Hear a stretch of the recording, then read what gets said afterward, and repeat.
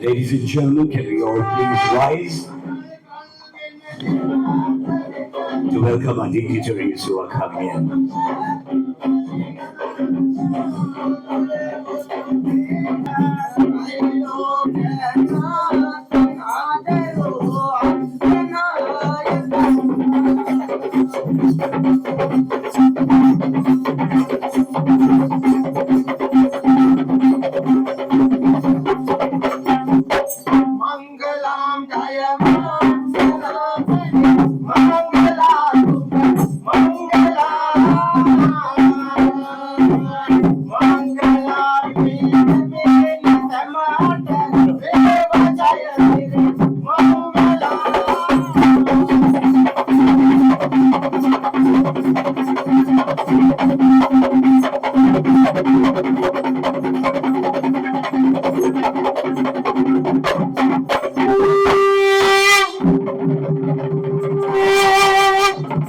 A very traditional Sri Lankan welcome to all our friends from the University of East Anglia. I'm sure we can put our hands together and give our performers a round of applause.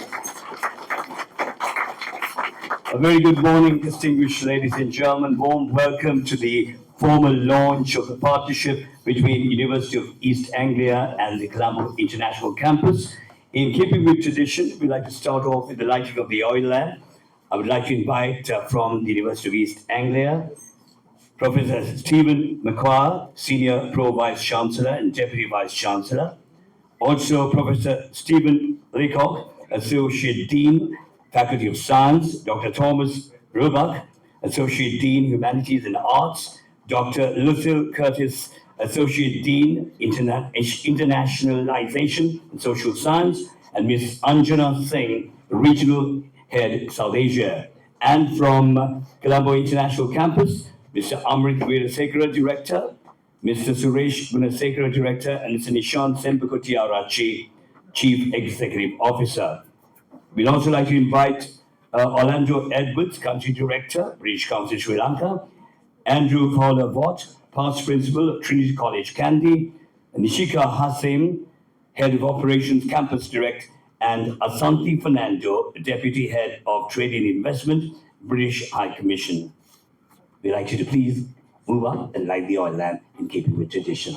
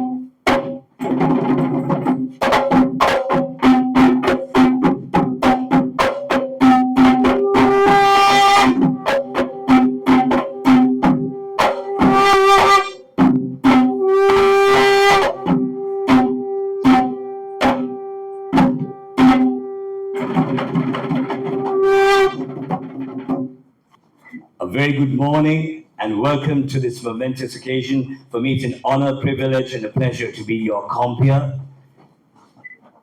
Can I now request all of you to rise for the national anthem?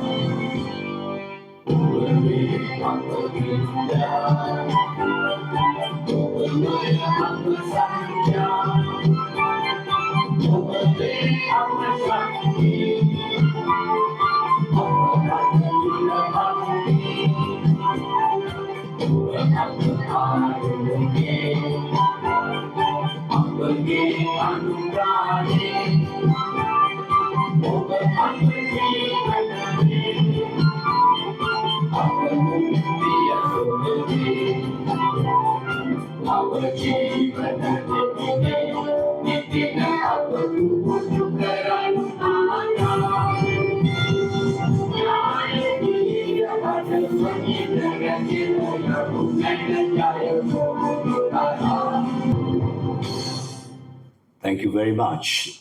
You may now take your seats.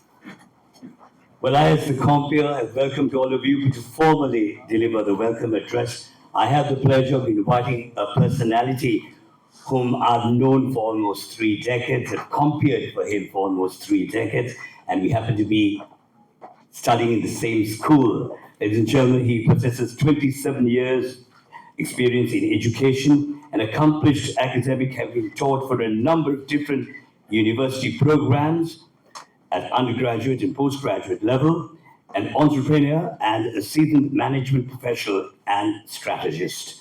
Joined with Colombo International Campus in 2025 and serving as the Chief Executive Officer. Without further ado, to formally deliver the welcome address, I have the pleasure of inviting Mr. Nishan Sembukutiara.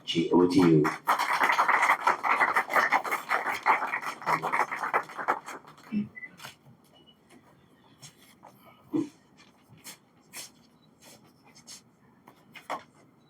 Aiban, Vanakkam, Assalamu alaikum, good morning, ladies and gentlemen, and dear Reverend Father. So thank you very much, all of you, for accepting our humble invitation and being here today as we celebrate one of the most memorable and important achievements and accomplishments in the short life of our organization, Colombo International Campus. So I would like to start off by welcoming our guests, our dignitaries who are joining us from the University of East Anglia. We have Professor Stephen Maguire, who is the Senior Pro-Vice Chancellor and the Deputy Vice Chancellor. Thank you very much, sir. We really appreciate you being here today. Professor Stephen Laycock, Associate Dean of Admissions of the Faculty of Science. Dr. Thomas Roebuck, Associate Dean of Admissions at the Faculty of Humanities and Arts. Tom, good to have you here. Dr. Lucille Curtis, Associate Dean Internationalization for the Social Sciences Faculty and Associate Professor of Marketing of the Norwich Business School. Ms. Anjana Singh, of course, Regional Head of South Asia, who has given us immense support in getting this to the point where it is today. So really appreciate you being here as we officially sign off things. From the British High Commission, we have Ms. Asanti Fernando here, the Deputy Head of Trade and Investment. Thank you for being here and being a facilitating partner. From the British Council, Mr. Orlando Edwards, Country Director. Thank you very much, sir, for accepting our invitation. It means a lot. Along with, of course, Hamzi Hanif, Education Program Manager, for all the support rendered towards our organization. Our 2 directors, we have Suresh Gunasekar on this side, Amrit Veerasekar on that side. Present here, giving leadership from all sides, as you can see. Normally, you'd see gentlemen like these at the center of the table, but of course, always saying no, get the work done. We always don't want the limelight or the spotlight. So thank you very much for the support you guys have given in getting this to where it is today. Our friends from Campus Direct, senior staff, including Nishka Hasim, Head of Operations, Colombo International Campus, my staff, my senior staff, and all staff who are present here, distinguished invitees, including corporate leaders, senior academics, partners, associates, well-wishers, and of course, our students, and very important for us today and always, the members of the press and media who are here to give us coverage.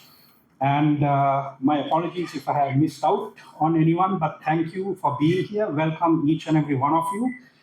And of course, Faisal, thank you for doing a wonderful job as always. Really appreciate it. So, ladies and gentlemen, we are here today indeed for a memorable occasion. The Colombo International Campus started in 2025. We had a very short but eventful journey behind us, and this partnership marks a real turning point in our journey. So we are very proud to say that we are partnered with, as of today, with the University of East Anglia, because this gives great opportunities for the students that are both registered with us and who are waiting to register, because this is one of the top ranked universities in the world, which is now going to be starting operations in partnership with us here at the Colombo International Campus. So if you will permit me to rattle off some of the numbers, the university is UK 26th if you consider the complete university guide of 2026. It's UK top 25 for research quality as per the Times Higher Education rankings of 2026. The university, I believe and I know, is very proud of their research standing compared to many other universities and what is achieved. They are 156th in the world top universities guide as issued by Time magazine for the year 2026. And a lot of you know when we say QS ranking, so this university is in the top 400, specifically I would say ranked around 360 as per the QS world rankings. So some will say rankings do not matter, but they do say a lot when it comes to ultimately saying what the university is about, what it believes in, and what it has to offer to the students. So this is indeed something that we are very, very proud of. So as part of this partnership, we are going to have undergraduate as well as postgraduate courses made available here. Initially, of course, we'll be starting things small. We'll be starting with business and IT qualifications, a mixture of undergraduate and postgraduate. But eventually, we hope to grow the partnership to other areas, including psychology, law, engineering, biomedical sciences, a couple from the arts faculties as well, and of course, anything else that these lovely ladies and gentlemen would like to work with us on as we work on growing this partnership from strength to strength. So we expect first teaching to commence in January, and we will be commencing, of course, the enrollments earlier than that, and we will make all of that information available. But as of now, the plan is to get things up and running by January 2027. But before that, of course, we will publish full details of what courses are available and what is the process that we are going to follow in making sure that we meet and achieve the entry criteria as specified by the university. Because with the top-ranked university comes top-ranked requirements as well, and of course, top-notch quality. That is ultimately what matters. It's about producing world-class graduates right here in Sri Lanka and giving our younger generation access to opportunities that we did not have when we were growing up. So that's it from me. Thank you very much for being here and looking forward to a long, healthy, and prosperous partnership. Thank you.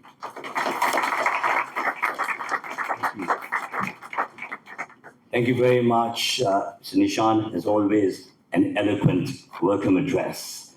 Having said that, ladies and gentlemen, on this very special occasion to address you all now, I have the pleasure of inviting a personality who has worked for the British Council for a combined total of 15 years, and he's currently the country director, Sri Lanka.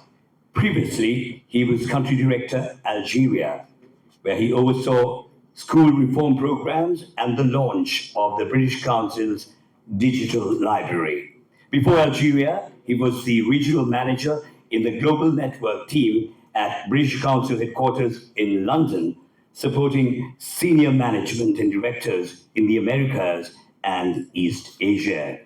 He is a keen sportsman, passionate about culture and culture relations, and speaks Chinese and French. It's my pleasure in inviting Mr. Orlando Edwards, Country Director of the British Council. Over to you.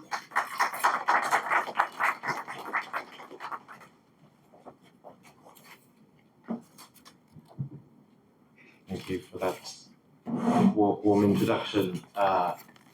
Good morning, everyone. Vanakkam, assalamu alaikum, Father, and dignitaries on the stage and everyone who's here. It's a great pleasure to be joining colleagues from the University of East Anglia, Colombo International Campus, partners and friends gathered here today. Occasions like this are sometimes described simply as a signing to get things off the ground, but we all know they're rather more than that. They represent ambition, trust, and importantly, what will happen next. Sri Lanka has been one of the most significant transnational education markets for UK higher education. That reflects both strong demand from students and families and a high level of confidence in the quality of UK partnerships delivered here, alongside the many valued international partnerships represented in this room today. For UEA, this collaboration is not simply about extending reach. It is about working with a partner that understands the Sri Lankan context, how students learn, what employers need, and how education translates into real opportunity. That combination of global experience, expertise, and local insights is what makes partnerships like this succeed. At its core, this is about access. Access to a UK education, to internationally recognized qualifications, and to pathways that allow students to build careers, whether here in Sri Lanka or internationally. The focus on business, IT, law, and in-time psychology reflects a clear alignment with both student demand and the needs of a rapidly evolving economy. But beyond subject areas, what matters is the capability these programs develop. Critical thinking, problem solving, adaptability, and communication. These are the skills that enable graduates not only to enter the workforce, but to continue meaningfully to it. To contribute meaningfully to it. And those capabilities matter across sectors. In areas such as tourism, for example, success increasingly depends not just on infrastructure, but on how experiences are designed, managed, and communicated, how businesses understand markets, use technology effectively, and deliver quality at scale. The skills developed through programs like these are central to that. UEA's global reputation is built on excellence in teaching, research, and international engagement. UK higher education is known not just for academic quality, but for its focus on critical thinking, applied learning, and employability.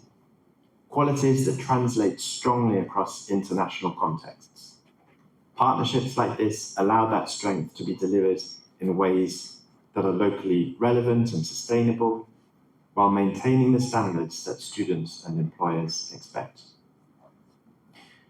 I see this, and with the British Council see this, as a part of a broader and growing education relationship between the UK and Sri Lanka, one that sits alongside and complements the contributions of many international partners.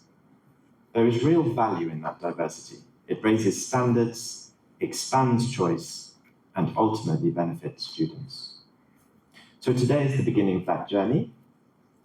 The real measure of success will not only be this ceremony, which has got off to a fantastic start with those brilliant dancers, but also the students who come through these programs, their achievements, their ambitions, and the impact that they will go on to make. The UK is proud to support partnerships of this kind, and we look forward to seeing this collaboration grow from strength to strength. Because in the end, this is not just about institutions working together, it's about opening doors and making sure that when students walk through them, they are ready not just to participate in the future, but to shape it. I wish the partners the very best of luck and enjoy the rest of today and the ceremony. Thank you.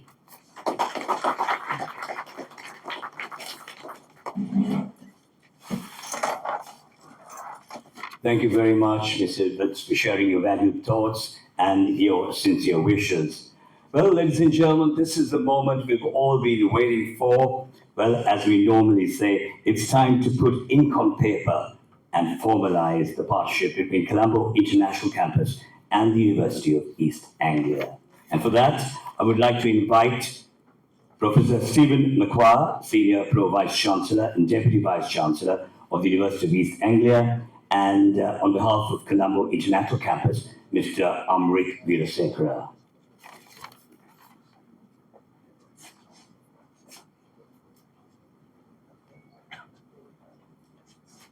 So my friends from the media, it's all yours.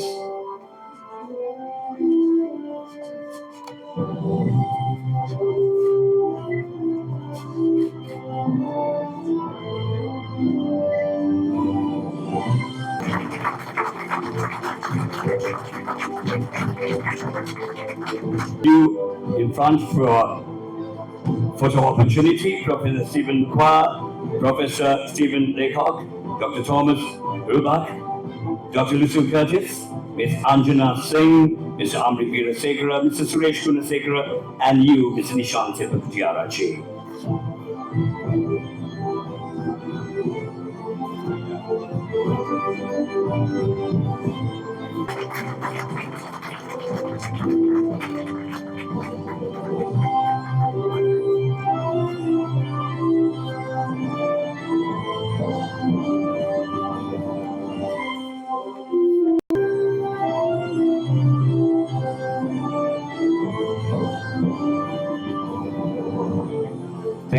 Thank you very much. Who is responsible for the development, implementation, and execution of UEA's International Strategy 2030, which includes ambitious plans for student recruitment, international partnerships, and alumni engagement. He is also a member of MH Global's Academic Advisory Board, where prior to East Anglia, he was Dean of the University of Sussex Business School from 2015 to 2024. And at Sussex, he was a member of the university executive team as well as a member of council. He has considerable experience of international research and student recruitment. His research and interests are in the areas of international political economy, international business, and corporate political activity. He has a particular interest in the interaction of, person movements, and of course, in international trade, and has published papers on the World Trade Organization. It's my pleasure inviting Professor Stephen McQuarrie for the keynote address. Over to you.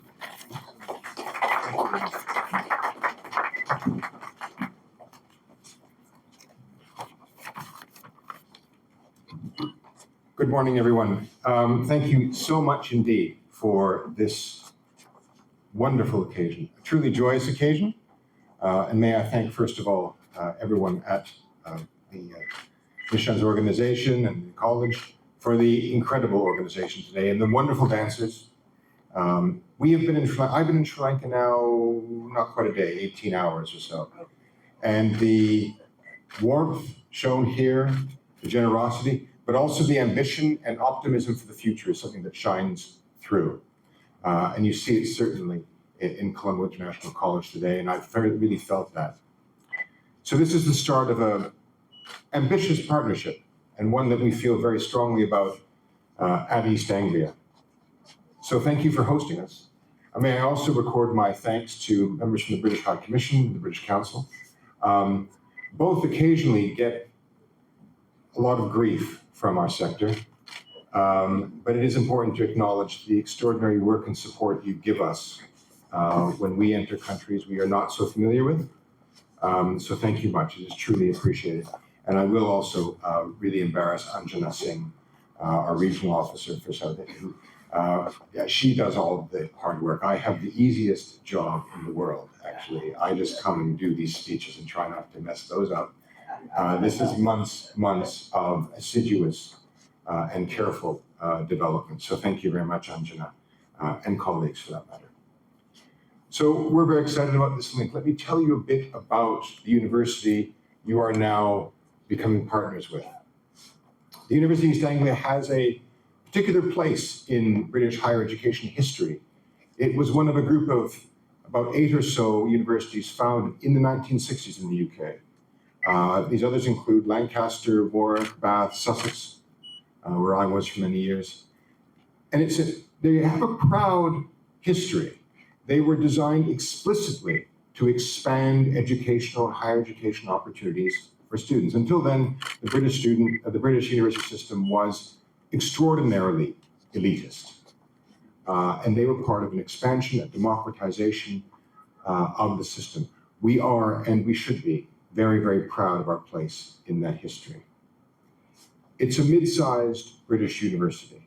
That means it's about 17,000 to 18,000 students on campus. And in rough numbers, about 3,000 of those are international. That is too few.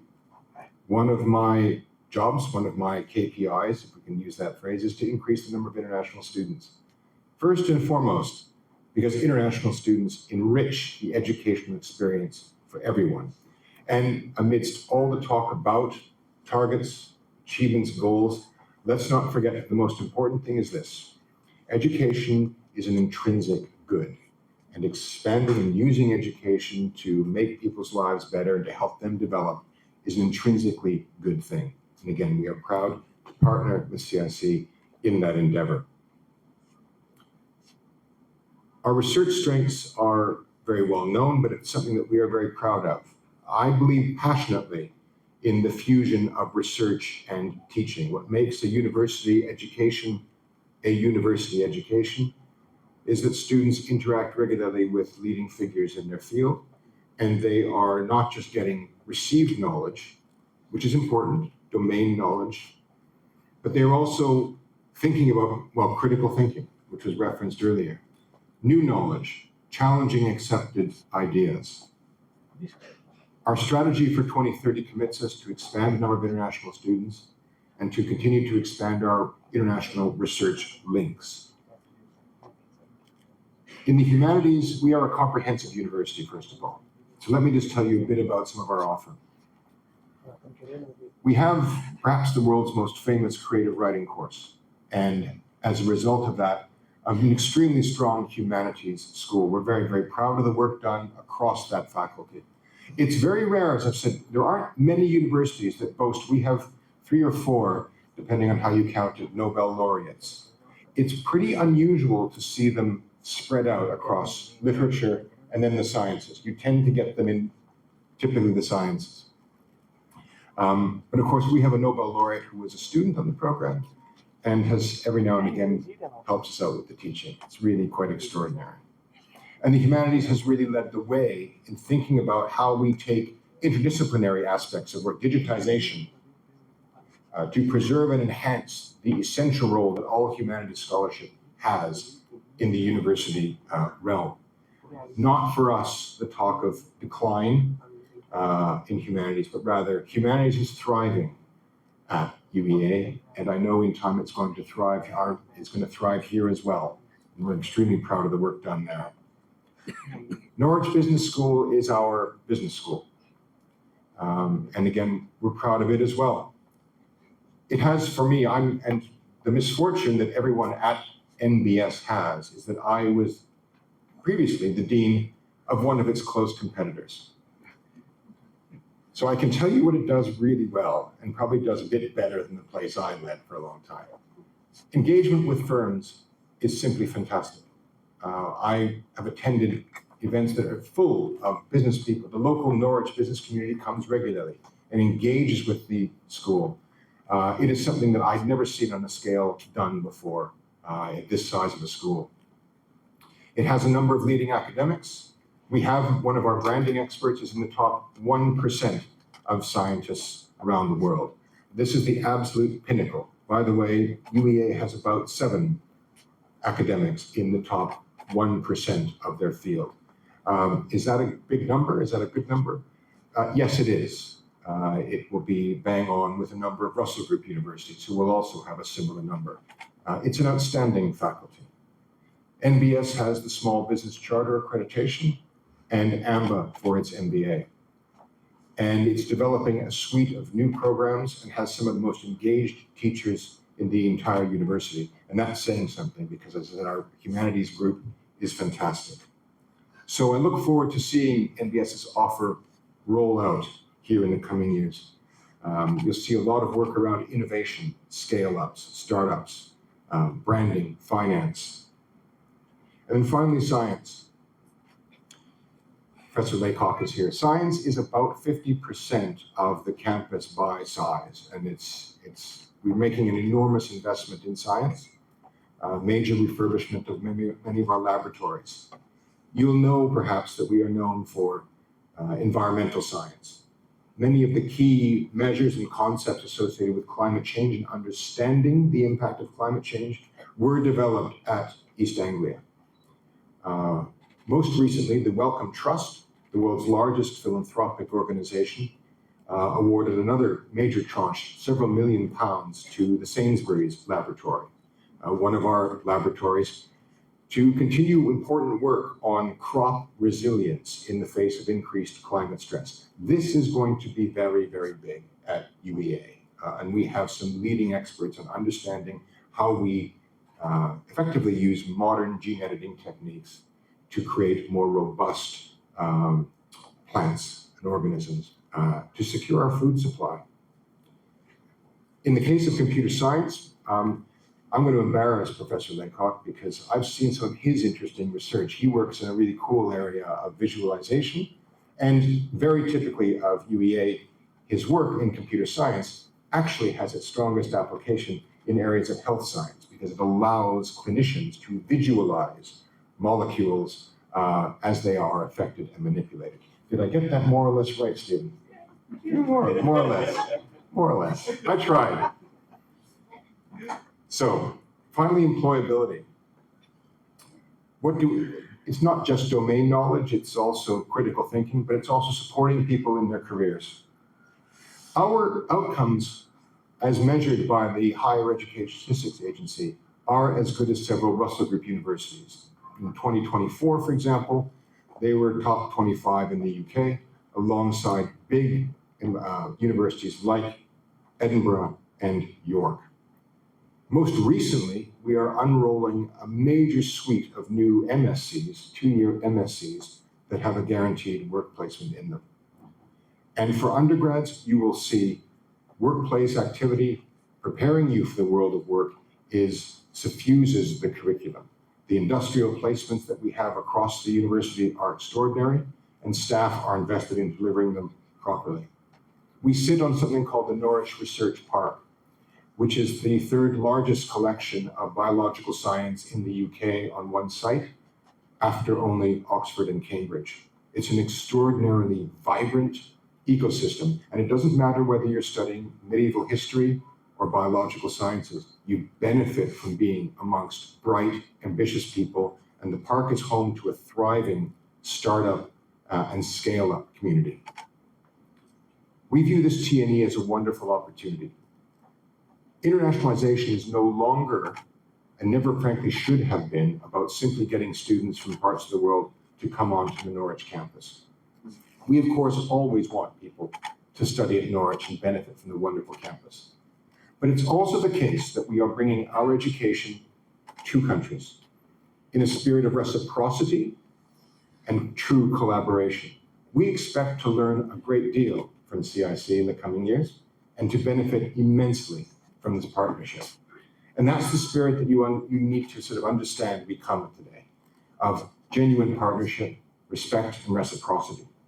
This is an important partnership for us. We view Sri Lanka as an important hub and central focus of our strategy 2030 on internationalization. I'll stop there. I think I've said enough, except for one last thing. Thank you so much. Again, this has been a brilliant day, and I look forward to my next visit to Sri Lanka, which will be very, very soon, I guarantee you. Thank you so much.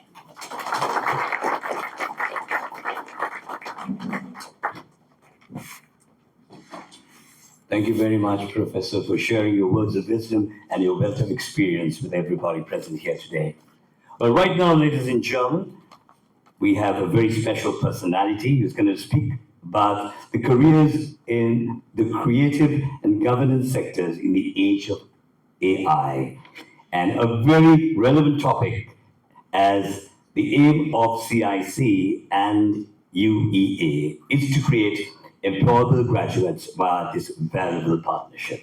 And for that, I would like to invite a personality who came to UEA in 2013, and he was at the University of Oxford before that. Well, his research focuses on the scholars and scholarship of Renaissance and early modern England, 1580 to 1710, especially on the ways in which the scholars of the period read, wrote, thought, and argued with one another. His teaching is motivated by a belief that we have a great deal to learn from the careful and passionate reading of the minutiae of text language. Without further ado, I have the pleasure of inviting Dr. Thomas Rubach. All yours.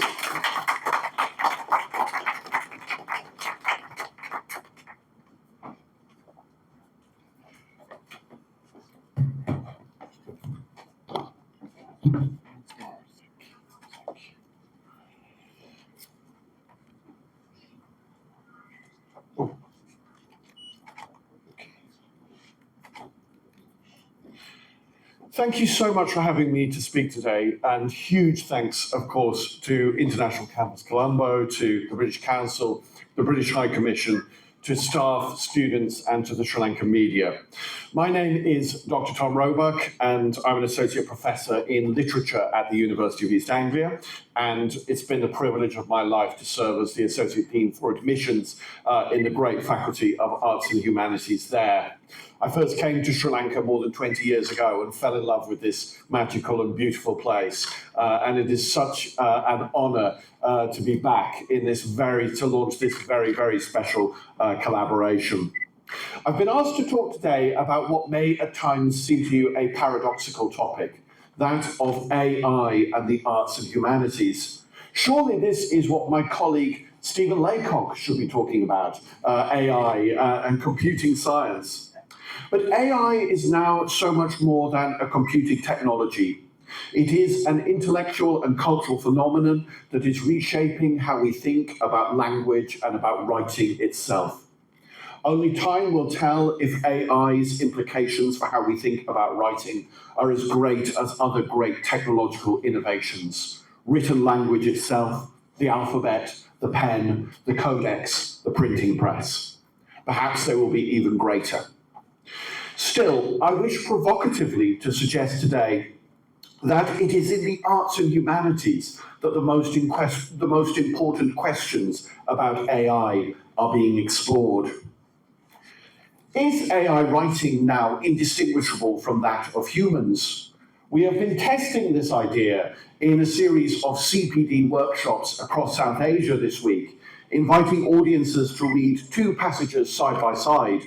One was a passage from one of UEA's award-winning graduates. Professors Stephen already mentioned our famous creative writing program. All were graduates of that program. The other passage was generated by AI. I'm highlighting those that are actually human-written now.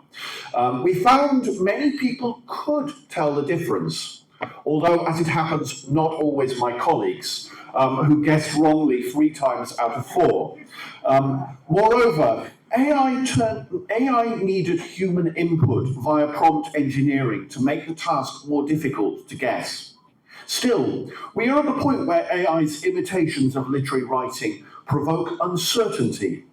And we should not forget how awe-inspiring it is to think of a computer being able to generate literary writing. It not only invites us to rethink the capacities of computers, but also to rethink what human writing is, that it has always perhaps been more machine-like than we realized. What have we learned from all this? There is increasing uncertainty over what human authorship looks like. How can we learn to discern and describe what is distinctively human as opposed to AI pastiche? This is what our audience, I think, found most difficult, to find the words, to find the language, to talk about what distinguished the passages. We need, therefore, to understand the capacities of LLMs, their voices, their storytelling capabilities, and their limitations. Creativity in the past has always felt like the ability to make something out of nothing. But perhaps the writer of the future will be more like an editor, working and guiding AI to draft and redraft. Given all this, what kinds of creative and arts educations do we need for our students in the future? On our travels in South Asia this week, we've also been inviting colleagues to discuss questions of ethics, accountability, and governance raised by AI. Take a simple problem.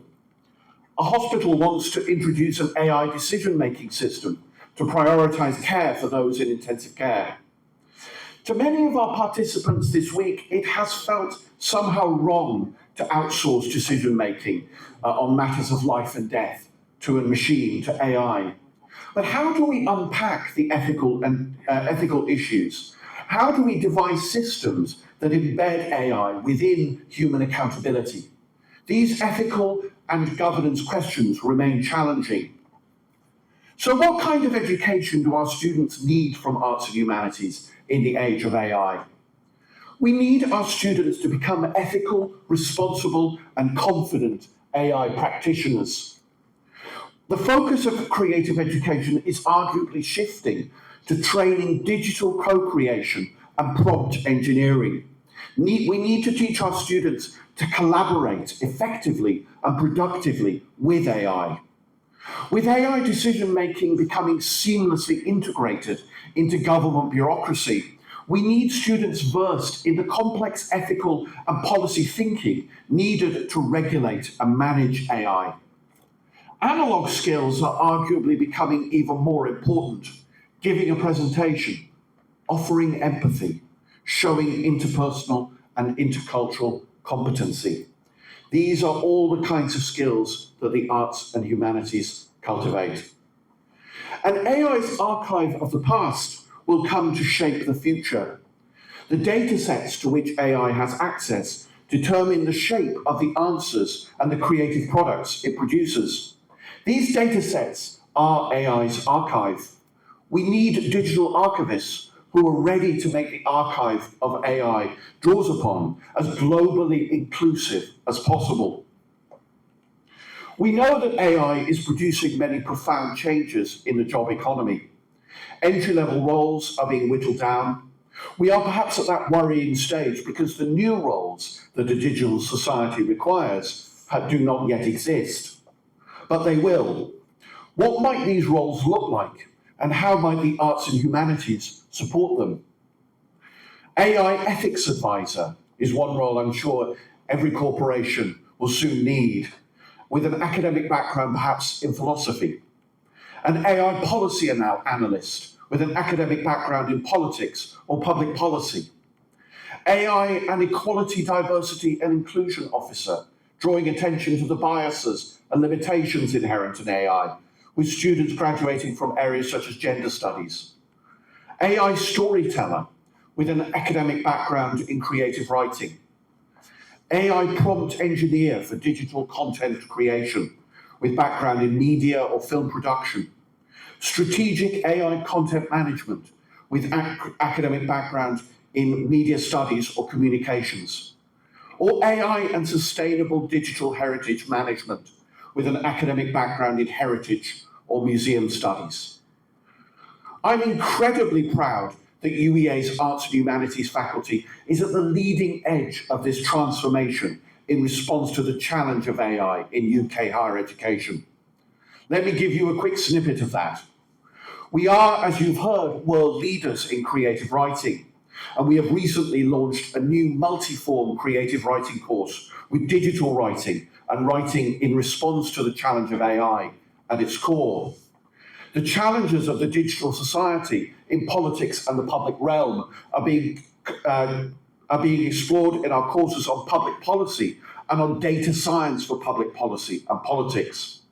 Issues of digital archiving in our courses on cultural heritage or on film studies and curation. And the collaboration with computing and media that we have recently launched introduces students to skills across editing, post-production, script writing, coding, graphics, and game design. Perhaps these are just a few of the exciting areas that we may one day launch in Sri Lanka. UEA is at the cutting edge of this area when it comes to research, whether that's in politics or philosophy or media or creative writing, or our archive, British Archive for Contemporary Writing, an archive of technology, or a project I'm leading to create a digital creativity institute in Nanjing in collaboration with our colleagues from China. We are excited and looking forward to a world where the humanities, and never forget the humanities, the origin of this word is in what makes us human. We are excited about a world where the humanities is set to become more important and perhaps more complex than ever before. Thank you for listening to my reflections today, and I hope they provide some thought-provoking framing to our important collaboration launch today. Thank you.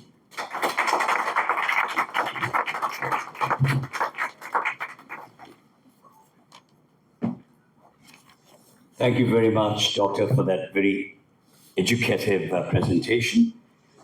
And now we move on to yet another very special moment. And this is where we move on to the presentation of tokens of appreciation. And for that, I would like to invite Mr. Suresh Gulasekara to please step forward.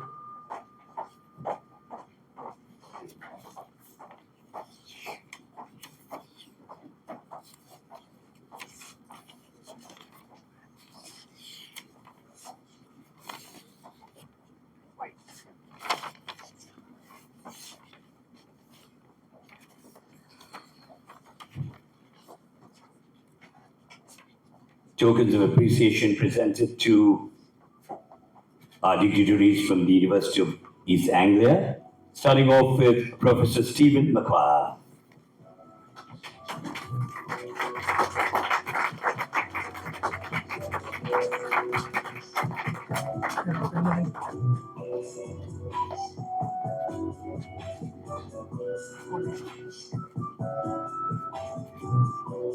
You as well, Professor Stephen Laycock.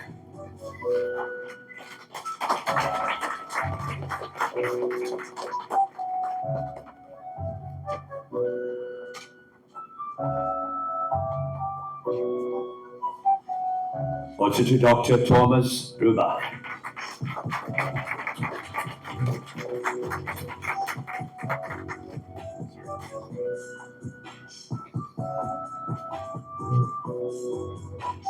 Setting off, forgotten the two ladies, Dr. Lucille Curtis.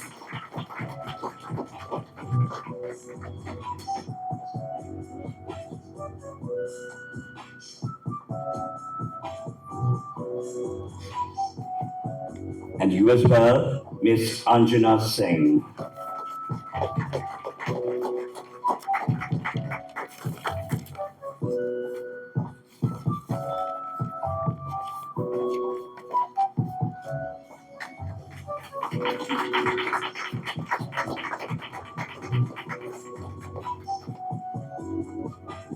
Thank you very much. You may all take your seats.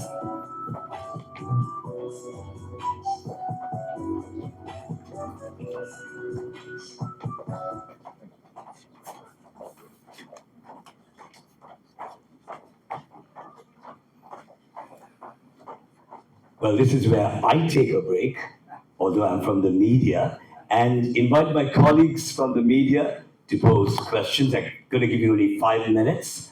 It's time for your questions. Please, open for questions.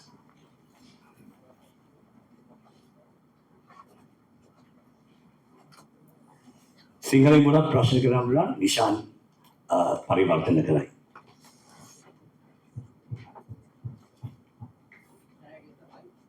Yes.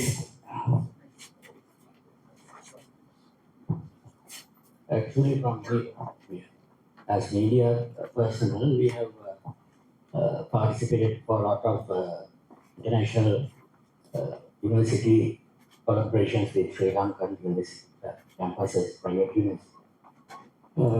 What is the program from University of East Anglia? Because there are a lot of students. I know this is a paying university. You have to pay millions of rupees for the courses and everything. What is is there any scholarships or anything awarded for needy students on these projects?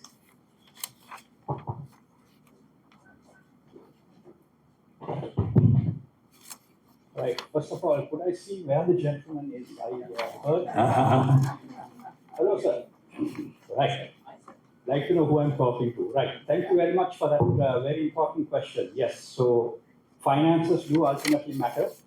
So will scholarships be made available? The answer is yes. There will be merit-based scholarships that will be made available for students who have done well in their curricular as well as their extracurricular activities, example, sports and leadership activities and so on. And I'm sure at a certain point, the university would also possibly be invited in joining with us in offering a few scholarships as well. That is something that we're actively looking at. You mentioned that this will cost millions of rupees. Probably not, because although this is a top-ranked university, and we here have some of the finest facilities that you would find in a private sector educational institution, you'll actually be surprised to find that some of the course fees that we have planned for this are going to be very, very reasonable. And we are also going to make available every single opportunity for the students to learn without stressing out their parents via monthly installment schemes, low interest loan schemes in partnership with some of the banks we operate in, as well as delayed payment loan schemes, which essentially means that during the period of their study, they have to only pay a very, very small amount just to service the interest. And the capital repayment happens only after they complete their program and another 1 year extra time in order for them to secure employment, to start earning, and then they start paying back. So in terms of the price point also, we are not going to be at the very high point, and obviously we're not going to be at the lowest point as well. We're going to be very, very affordable, and of course make it very possible for the students and the parents to make use of the services that we offer. So I hope I answered that question. Yeah, thanks for elaborating the Right, thank you, sir. prices and all that. And because the campus document says international students, only 3 countries were mentioned, India, Pakistan and Bangladesh for scholarships and various other programs. So I think it's happy to hear Sri Lanka is entitled for that project. Yeah, what we would be doing is we will look at the possibility of recruiting students internationally to run the programs here. And the university, of course, has the option where if any student would like to progress to their studies in the UK, because that option will be available as well. They could, for example, complete their degree with us and then transfer over to the university to complete their masters. And at that point, there would be certain scholarships which are made available. Financial scholarships, for example, and bursaries in certain instances. We would also look at, this is something we're still discussing, but the possibility of doing certain amount of transfers in terms of semesters as well. That's an option, but we haven't finalized the arrangement. But what we're looking at is to give the students the best of both worlds, a bit of international exposure as well. And of course, keep in mind that our parent company is Campus Direct, which has 18 years of of rich experience in sending thousands of students overseas. So Campus Direct is very adept at what they do and are able to get the best possible scholarships for these students to make their future bright. Amrit, would you like to add on? Yes, Anjana, yes. So, hello, hi, morning everyone. At the moment as well, we have range of scholarships that is available for international students coming across the globe. And they are like, if I talk about specifically for Sri Lankan students, we have guaranteed scholarship for them, and that is up to £6,500. So any student coming from Sri Lanka to our postgraduate program at the University of East Anglia, they get 5,500 or 6,500 depending on how much they have scored in their undergraduate. Also, there are competitive scholarships, which are up to £10,000, which is our Vice Chancellor's scholarship. That's not automatic, so they make an application and there's a panel who decides. So there's a lot of support that is available for Sri Lankan students if they come to the university for their higher education. It's a growing community at University of East Anglia, so we are definitely looking at Sri Lanka as one of our very strategic location for in-country and international education. Thank you. So Nishan, can we go for one more question? Yes, yes.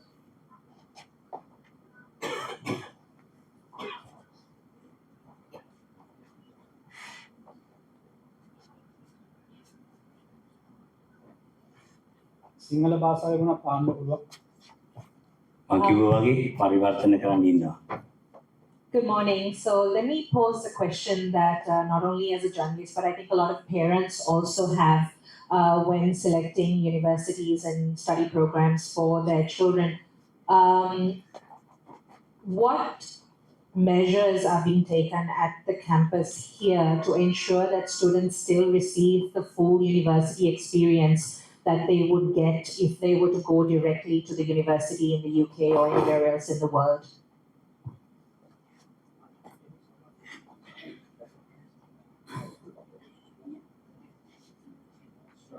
Yes, sir. I think a few of us will take this. I will start by saying this. It is a regulatory requirement in the UK that any education delivered on our behalf, our degrees, has to meet similar standards and outcomes. And we are measured against that. One of my regular meetings is with the Vice President for Education, Professor Claire Pike. So she and I meet regularly for this reason, so that we ensure that any international initiative we have will meet and in no way damage her activities in terms of our educational outcomes. We are also measured, by the way, on a range of differential achievement gaps, and any, for example, international versus domestic or other kinds of gaps. Our regulator will look at those. I'm delighted to say, actually, we don't have that. We have extremely good progression and continuation rates. And we look to maintain that record of achievement with our good friends at the college here. But it is to assure you, and my colleagues will give a more fine-grained answer now, that it is understood at the executive level that everything delivered here has to be of the same standard. Thank you.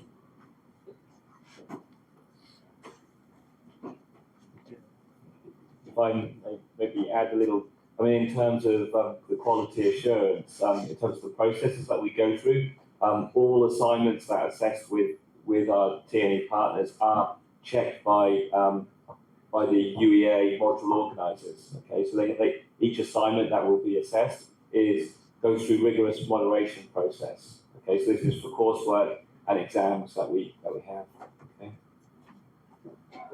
If I could just add, we have a very, very rigorous process of onboarding a partnership like this at UEA that we'll go through in terms of kind of the fine-grained delivery. So that will look at things like how exactly each of the modules will be delivered, the sharing of key course materials, for example, from our side, such as PowerPoints or weekly presentations, so that to ensure that the same kinds of delivery is happening.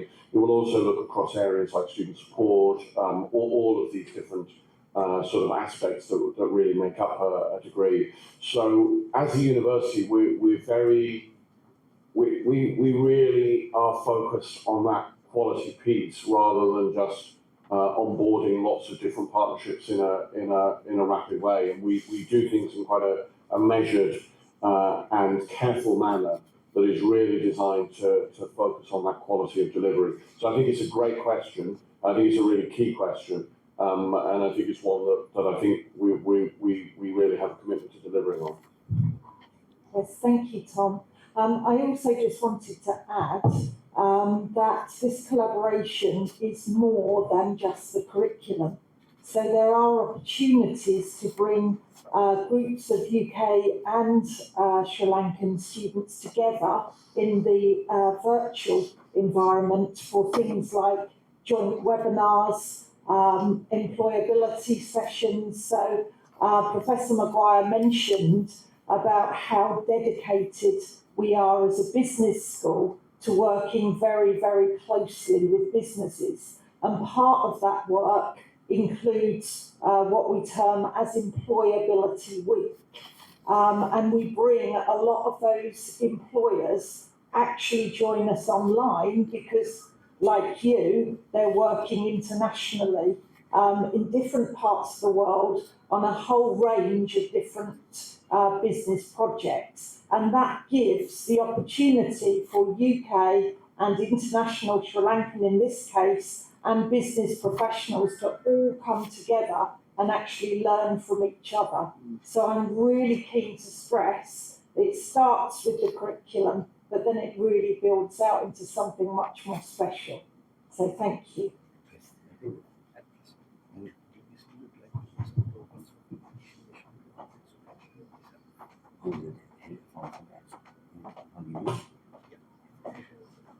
Thank you very much, my colleagues from the print and electronic media, for your response. Well, we have a presentation of tokens of appreciation now to the officials of Colombo International Campus. Right. Starting off with a presentation to Mr. Amrit.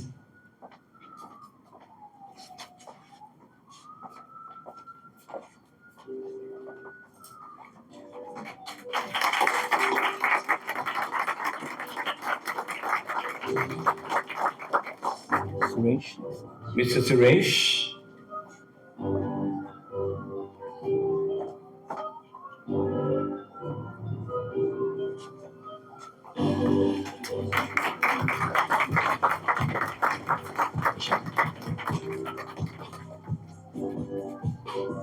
And not forgetting my colleague, Mr. Nishan.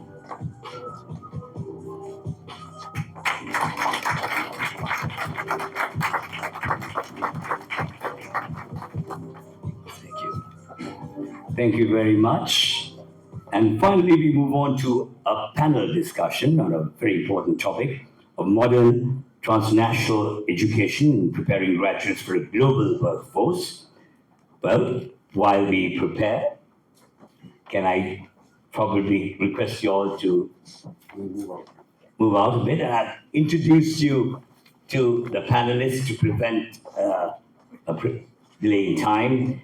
The panelists will be Professor Stephen McQuire, whom I've already introduced, Professor Stephen Laycock, whose research interests include molecular graphics, scientific visualization, VR, haptics, collision detection, and GPU programming. And we also have Dr. Lisa Curtis, who is the Associate Dean, Internalization for the Social Science Faculty, UEA. And we also have Mr. Andrew Paula-Bott, who won a total scholarship to St. John's College, Cambridge University, where he studied English literature. Following his graduation in 1982, he taught English and drama at 3 secondary schools in the UK before becoming a head teacher in 1996. And he later moved to Sri Lanka, where he's been principal of 3 leading schools: Colombo International School, the British School in Colombo, and Trinity College, Kandy.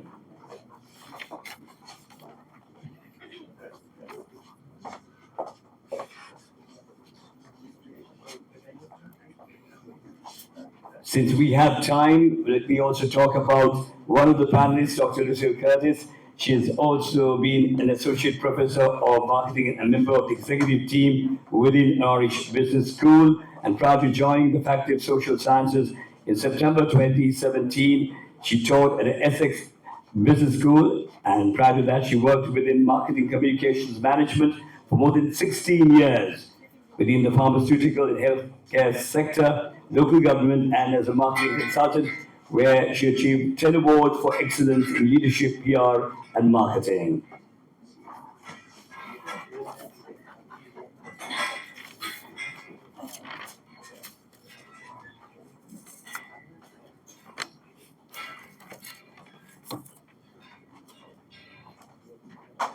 So we are almost ready with the all-important panel discussion on that very important topic, as I mentioned. So can we, as soon as the last table is taken off, one more table to be taken off. Please bear with us. It's worthwhile because it's on a very important topic.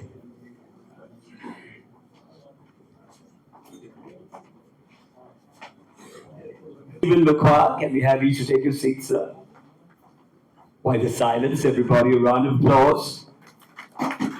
Professor Stephen Laycock.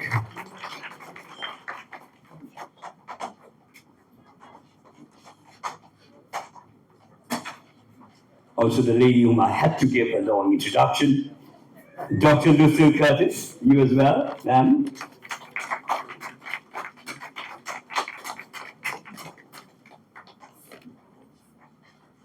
And we're happy to welcome, joining us on the panel, a gentleman who's been a principal of 3 leading schools in Colombo, Mr. Andrew Fowler Watt. And as always, the dynamic moderator, please welcome Mr. Nishan Sebagatiarachi.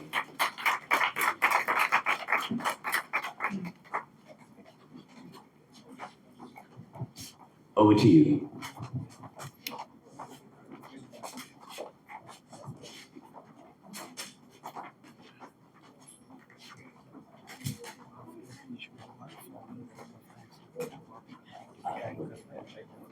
Yeah, sure.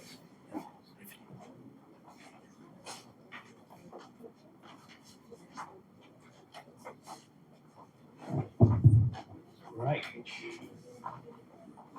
Okay, ladies and gentlemen, so here we are at the last leg of our inauguration of the partnership between CIC and UEA. So what you saw there was normally what would happen in a commercial break if this were a TV production. So there we are, a very, very quick change of our setting and on with the panel discussion. So what we wanted to do was, since we have such an eminent panel of experts joining us, wanted to pick their brains a bit on the changes that are happening in the education landscape. And so we have, as you know, 3 very senior people from the University of East Anglia, as well as we have Mr. Andrew Fowler Watt, who is the past principal of Trinity College. So the past principal of the Trinity College in Kandy, one of the most eminent, prominent, and important schools in Sri Lanka. My father was a Trinitian. Did I tell you that before? Yeah? Okay. So bit of a proud moment there as well. You and I were not lucky. You and I were not lucky. Not lucky, but we are lucky because yes. So what we're discussing, ladies and gentlemen, is about modern transnational education and preparing graduates for a global workforce. That is ultimately what we want to do here at Colombo International Campus. So without further ado, let me get on with the questions. So Professor Stephen McGuire, right? First question goes out to you. Considering that what we are doing here is to take the first steps in a new transnational education journey, how do you think that transnational education helps students to become more globally competitive? So I think the importance of transnational education in terms of becoming more international is in the fact that you are, almost by definition, taking a foreign qualification in a different location. That itself is novel and interesting and additive. And you still have the option of then going on to the home campus, as it were, or the original campus, if you want to. I also think the student body in many TNE operations is extremely international, and that gives you a broader perspective. I was a former international student myself. I know that I benefited enormously from having a large number of different nationalities and cultures on site. And I think that's what TNE gives you, is that best of all possible worlds of accessibility to a high quality education, and one done in a very cosmopolitan and inclusive environment. And that makes you far more culturally aware, more open-minded, I think, and ultimately more successful. Perfect. So I'm going to skip the order a little bit. I'm going to jump on SEAL and continue along those themes again. So you're the Associate Dean of Internationalization at Social Sciences faculty. So tell us a little bit about that in terms of industry collaborations. Now, they are a key concern for universities because we have to make sure that ultimately our curriculum is in line with what exactly industry needs. And for that, we need to have strong linkages with the industry. So what models do you think work when it comes to university and industry collaboration, especially from an international point of view? Okay, thank you very much for that question. I'm really happy to have this question because obviously I'm the person on the panel that has a long history of working in business, almost 17 years, and then almost now the same amount of time working in academia. So I really, really appreciate the importance of cultivating and nurturing those partnerships with business, but they must be mutually beneficial. So in order to get businesses to work very collaboratively with universities, particularly in the international context, the needs to be met in terms of both the design of the curriculum and also the benefit for the business. So this happens almost naturally when it comes to designing the curriculum, which can embed very much that practical learning that businesses require. We heard from Dr. Roebuck earlier about the integration of AI, and certainly that is absolutely pivotal in terms of students being able to learn and nurture those skills, and businesses feeling very confident that the students they're going to get going into the workforce are already going to be very competent and confident in those skills. So in that sense, they're very mutually beneficial, but it's more than just the curriculum. It's also, of course, about active research. And research has to be at the heart of every educational institution, particularly in terms of keeping our understanding of what businesses do 100% current, everything will date, even my time working in business. So in order to keep that current, that comes through consultancy projects, it comes through research, and it comes through design of the curriculum. And ultimately, that will benefit and empower our students. Thank you. Perfect.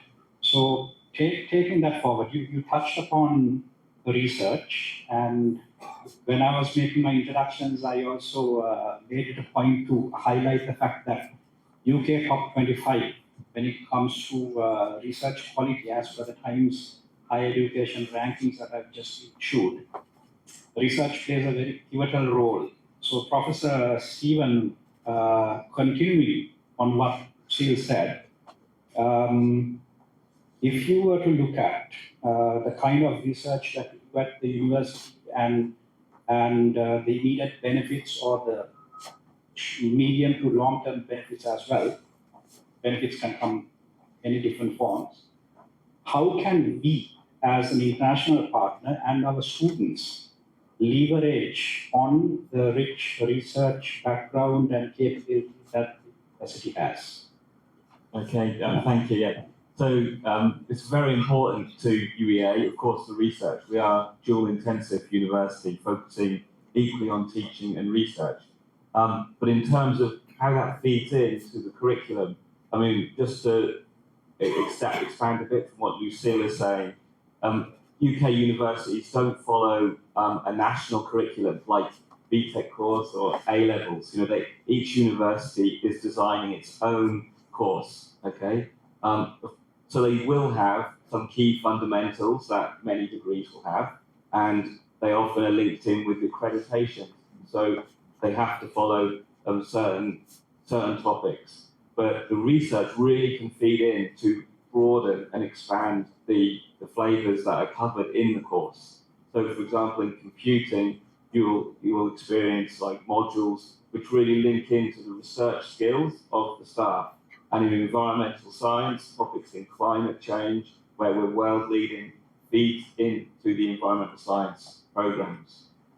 This you see particularly in final year projects. Yeah, so this is where students can work on topics which are really cutting edge and really what sometimes can publish. It happens that sometimes that undergraduates are able to publish with supervisors on research topics. So there's really opportunities to feed in research, to benefit from the research within even undergraduate courses. Excellent. So students can definitely leverage on the rich experience that you have, and taking forward what Professor Stephen earlier said about the global opportunities. I mean, we need to make sure that our students themselves also have this research interest built in from the very beginning itself. So this then leads me on to the question that I'm going to ask Mr. Andrew. We in Sri Lanka, for example, are used to a certain way of learning, rote learning, or what some people might call parroting and so on. It's all about trying to memorize something and regurgitate it. This is the kind of learning and the kind of teaching that we normally see. And many people have tried to change it. Certain changes have happened. So what are your thoughts on the transitioning that students would have to do? Because ultimately, the majority of the students that we take into our courses will be students who come through the Sri Lankan education system. So what are your thoughts on the transitioning that the students would have to do? And in terms of what the schools would have to do, in terms of skilling these students to learn, because otherwise we have to do this process of learn at the school, unlearn, and then learn again. So how do you see this based on your very rich experience? Thank you. Well, you sort of answered my question anyway. But I think the Sri Lankan curriculum, in my experience, is very content-rich, and there's nothing wrong with that. So students coming out of it have very good basic knowledge. The trouble is, as you say, they don't know how to use that knowledge in the modern world. Because they're taught sort of lower order thinking skills, they're being taught how to memorize and regurgitate rather than how to analyze, how to create, and most importantly, how to think for themselves. So that is the change that has to happen, and it won't really happen in the short term until students come to places like this. But when they come, in my experience, they tend to have good basic knowledge. So the first year in particular tends not to be too hard in terms of content. So they use that year to actually learn how to think for themselves and to learn the fact that in international education, teachers at all levels, I think, are sort of facilitators, are guides, rather than sort of dogmatic distributors of information. And so I think that the exciting thing about Sri Lankans coming to an international education is that suddenly the whole world opens up. And of course, that's terribly important given that the whole world is opening up to them. And most of them, as somebody said earlier, you I think was it, most of them are going to end up doing jobs that don't even exist yet. So they need to be able to think for themselves, and they need to be excited about that. Local schools tend not to be about excitement and inspiration. There's not time for that. There's so much content to get through. So it's amazingly liberating and enriching, to use a word that you used earlier, when you suddenly realize that education is about yourself and about developing yourself. I've taught students from all over the world. Sri Lankan students are as good or better than any other students I've taught. There's no problem with that. It's just a question of liberating them. And I believe, particularly with a university like UEA, which is a serious top university, I'm not just saying that because I'm sitting alongside, nor because my sister lives in Norwich, but it really is a top university, the like of which, to be honest, there aren't many in Sri Lanka. So it's a real treat to be able to talk like this with people whose institution I respect hugely. Thank you. So indeed, it's a unique opportunity that we've set up for the students here. So honestly and earnestly do hope that they'll make the maximum use of this. So Professor Stephen Maguire, back to you. In your address earlier this morning, you mentioned that you have regular discussions. Sorry, in answering that question from the member of the press, you said that you have regular discussions with your VP of Education about how to keep things relevant. So my question is sort of related to that. What skills do employers worldwide expect from today's graduates? I mean, Tom covered that to a certain level, but you at your level, interacting with other seniors or other universities, I'm sure that's one of the problems you guys talk about. How do we stay relevant and current in addressing the demand of the future where we have no idea where the future is headed? So what skills do you think employers would be looking for or expecting, and what is UEA as a university doing to meet that expectation? So I think in some respect the qualities and skills aren't actually new. They're applied to now to different technologies. But I would suggest the following two. One is resilience and just being able to stay in the course. We all suffer setbacks and disappointments, and I think it is actually just an ability that one must cultivate, just dusting yourself down, learning from it, and then moving on again. What lesson did you derive from that? And I think that's important. I think adaptability, which I'll cast pretty widely. When I talk to a lot of employers, and my colleagues here may have that views as well. Employers really want students to be able to switch around, adapt, be on project teams, for example. You don't always get to choose your project team. You don't even necessarily get to choose your role on that team. So just being able to apply what knowledge, skills, attributes you have in different situations is, I think, really important. When I've spoken, for example, with major consultancy employers, they often say two things about our education. They say it takes time to cultivate the kind of interpersonal. I don't particularly like the notion of soft skills because it's compared to hard skills, and we all like hard skills. But actually, they're both critical. So I think interpersonal skills are key. It takes time to cultivate those. And the second thing I noticed about many firms is how they still immensely value them. They need to be confident that when you sit in front of a client, you will represent the firm, the organization very effectively. So I think those are the things they look at. What we do, Lucille's mentioned it, this is done at NBS very effectively, but it's done at other schools as well.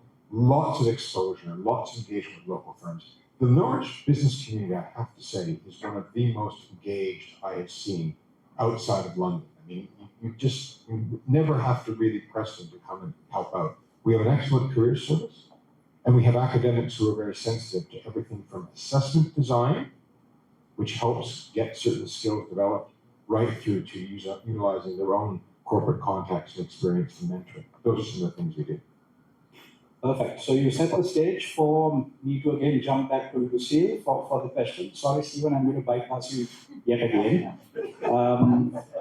Since Professor Stephen mentioned about the Norwich Business School, and since your title itself is about internationalization, let's talk about how, for example, taking forward what Professor Stephen there mentioned, how would the transnational education that we offer here in partnership with you help graduates of CIC and UEA face the future with confidence? I'm looking for something more localized in terms of how our students can leverage from that.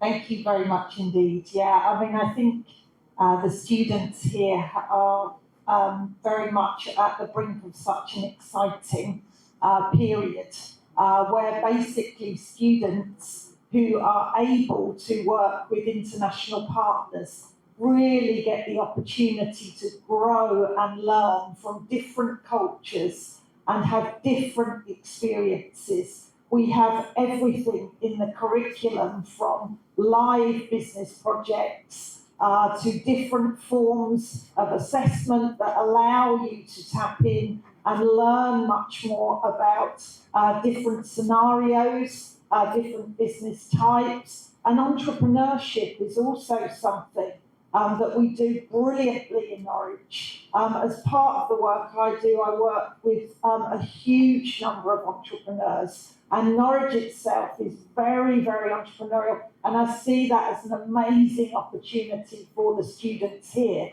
Starting your own business can in itself seem quite scary, but tapping into those funding opportunities, and there will be lots of opportunities here, and learning from mentors and learning how to write a business plan, which our students are doing as part of their learning and your students will be doing here, will give them great confidence to be able to go out and maybe start locally in Sri Lanka, but build into something that can be offered as a multinational enterprise will be absolutely extraordinary. And for them, you know, ambition, desire, it's all absolutely at the cornerstone of what they will learn from the mentorship of the faculty here, with some joint webinars and coaching from faculty back at UEA, but also, as I mentioned, those joint events where we bring your students and students from UEA together in the same online events, hopefully also with employers there. I think there's a great number of opportunities for your students and our students to actually learn and grow together. Thank you. So our students, that means, can look forward to some great joint and collaborative work and make use of the excellent relationships that your business school has built. Professor Stephen mentioned that Norwich Business School is one of the best in the country, and definitely ties in with what we have been discussing about as well, because we would like to, for example, look at establishing business incubation, a mentorship program, and so on, so that the students can be given an entrepreneurial kick, so to say, right? To get them thinking and the creative juices flowing on how it's not always about going into employment, but sometimes it's about an entrepreneur and thereby adding back to the economy in a different way. So definitely looking forward to working with you on this. Thank you very much. Professor Stephen Lehoff, back to you. TNE is something relatively new here, and that in a way gives a blank slate as to what you could do with us here over at CIC and in Sri Lanka.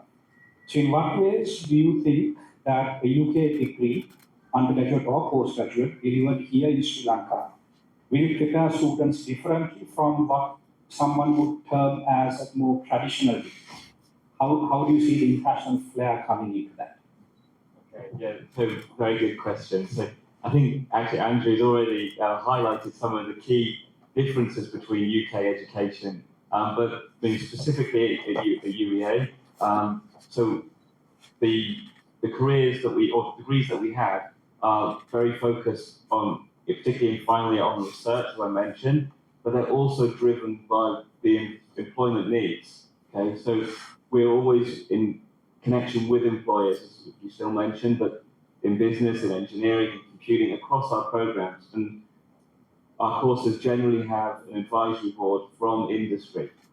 So, for example, in computing, from the school I'm in, we have an advisory board from Apple, from Meta, from BT, from Aviva, and they're there to help guide also the curriculum, to make sure that our courses are designed with the needs of employers. Okay, so that they are taking inputs, of course, from research, but also from the needs of industry. So this is a key aspect for any course that we then look to collaborate with T&E partner, because it brings both the industry and research involvement. Perfect. Thank you for that. So, Ms. Andrew, taking that forward, but from a different perspective. You, in your rich experience, even in Sri Lanka, having headed 3 different very prominent schools, you have seen, for example, the benefits that students might get from following an international curriculum. So you had experience with the UK curriculum, the International Baccalaureate, for example, as well. And of course, you know about how the Sri Lankan system works as well. So what do you see as the advantages for students here in following an international curriculum? And would you say that we should go at it 100% international, or should there be some amount of localization or contextualization as well? How do you see it? It's a difficult question, but an important one. And of course, there is an elephant in the room that nobody has mentioned yet, and perhaps I should mention, which is the English language. Yeah. Because people coming out of international schools, one hopes at least, will immediately be capable of doing a degree in English. Ones coming out of local schools, that might be more of an issue. Some schools more than others, of course.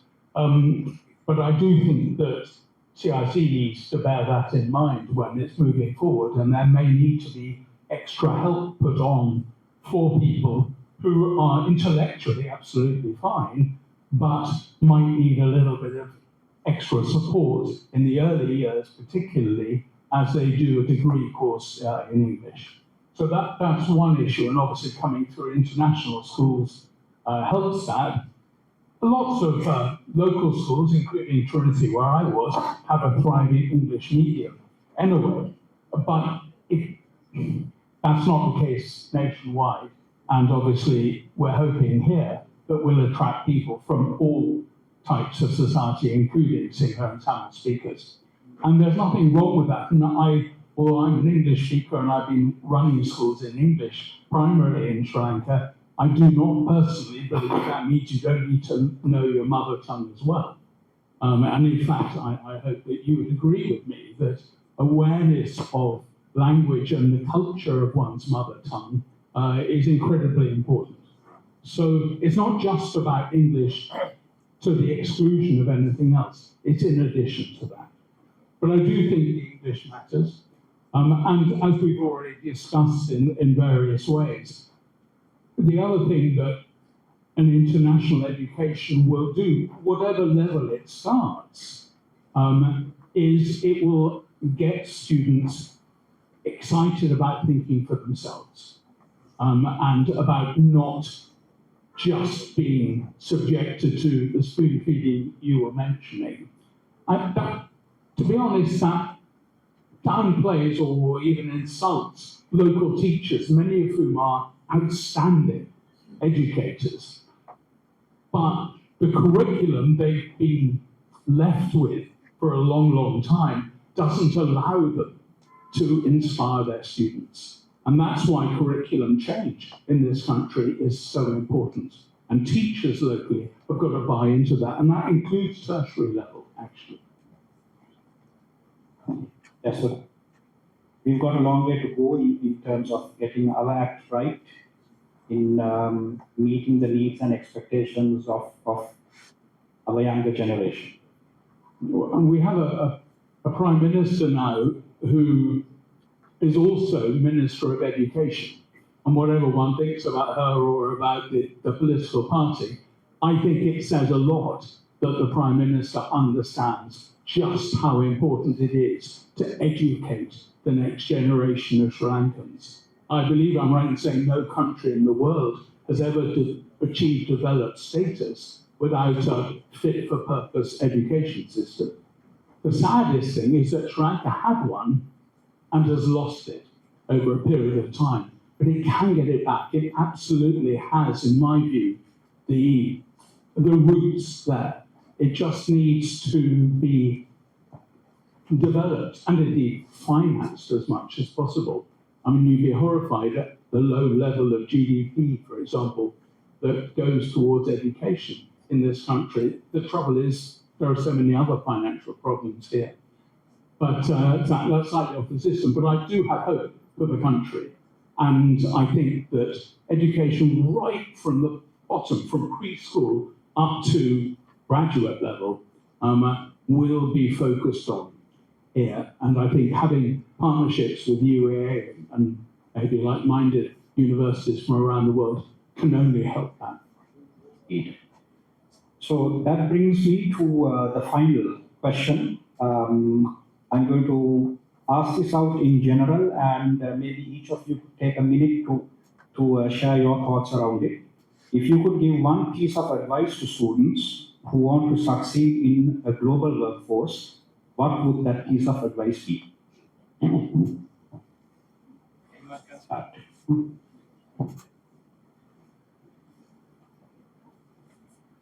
One piece of advice to students who want to succeed in a global workforce.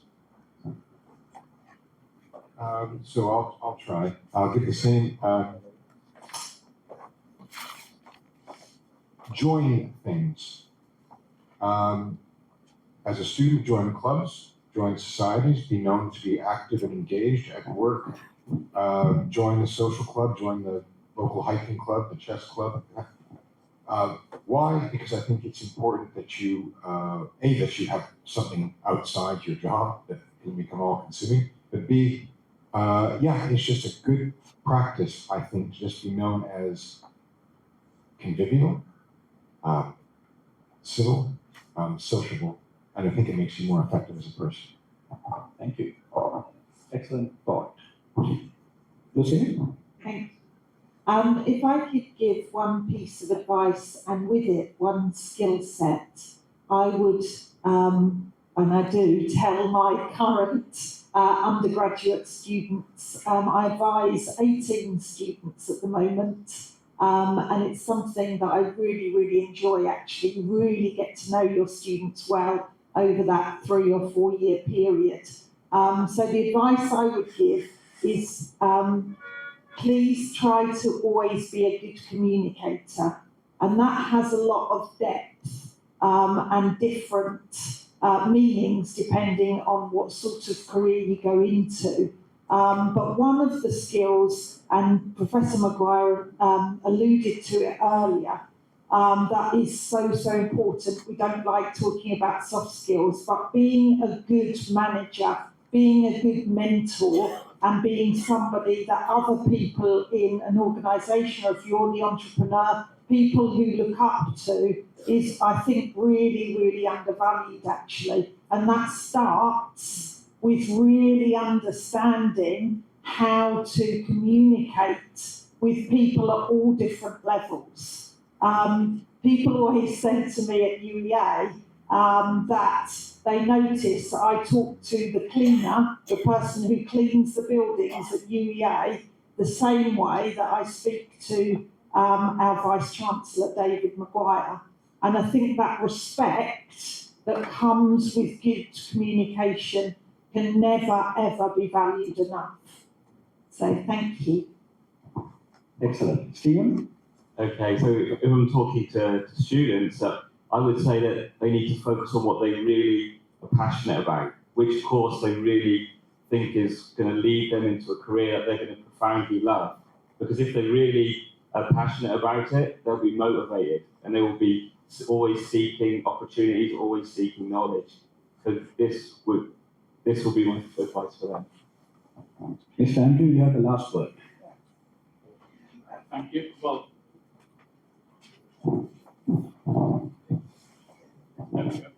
is that wrong? Yes. Well, once again, everything I was going to say has already been taken by other people who have all given very wise advice. I think what I would just say to young Sri Lankans is open your eyes, and in some cases, open your parents' eyes too, to the vast number of opportunities that the world now gives.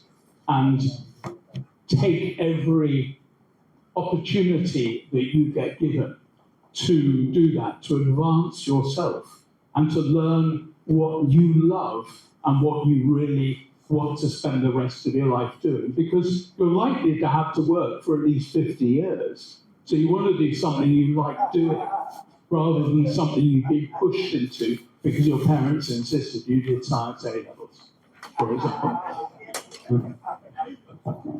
Right, excellent. So I think that was a very meaningful discussion, a lot of thoughts to think about, lots of things to digest, and I hope the students here got an idea about what's coming up in the future in terms of the partnership and what will be on offer to you, and also about the global workforce and what the demands are going to be and how you can be best prepared to meet those challenges. So thank you very much. Ladies and gentlemen, for a very thought-provoking discussion.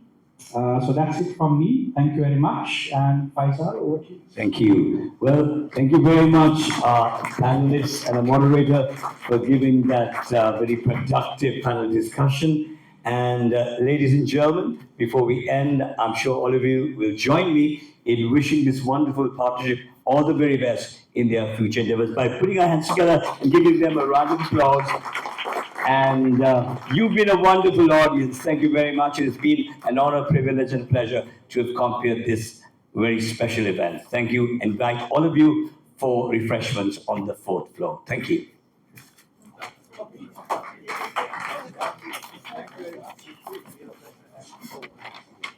Thank you, sir. Thank you so much.